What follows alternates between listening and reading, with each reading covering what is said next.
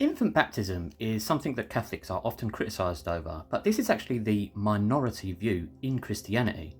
Ironically, it is Baptists that have the unorthodox position. Lutherans, Methodists, Anglicans, Presbyterians, they all affirm infant baptism. Why?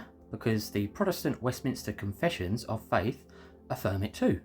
So where did the rejection of this idea come from? It came from a 16th century group called the Anabaptists. These guys were pre-Marxist radical communists, and if you don't believe me, just research the Munster Rebellion.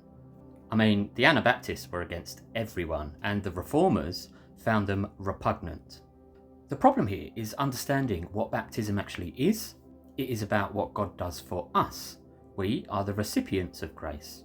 Baptism isn't offertory or a work that we do, but rather it is a participation in the method that God has chosen to bestow these blessings on us. In the words of Jesus, "Let the little children come to me. Do not hinder them, for theirs is the kingdom of God." A great example of God bestowing grace upon a child because of the parent's faith is Jairus' daughter.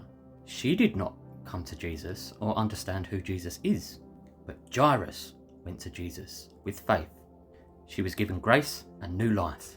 Now, what a lot of people say is that it doesn't explicitly lay this out in the Bible. Yeah, well, it doesn't explicitly lay out a lot of things.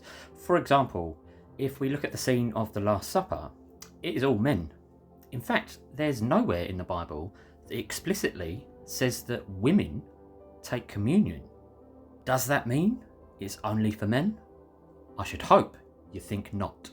Also, males of the Old Testament are brought in to the covenant via circumcision after 8 days, and Paul affirms that baptism takes place of this practice. Faith begins through grace, and if you don't see baptism as sacramental, you'll end up thinking that it's a work, and some Protestants are absolutely terrified of works. The other issue is that if you believe in once saved, always saved, you cannot affirm that baptism has a saving grace, even though it says baptism saves. Evangelical Baptists practice baptism as if it's confirmation, and I find that very bizarre.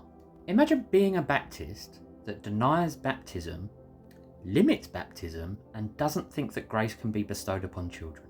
But, as I've said, this is the minority opinion. They're just very, very noisy people. Thanks for listening, and God bless.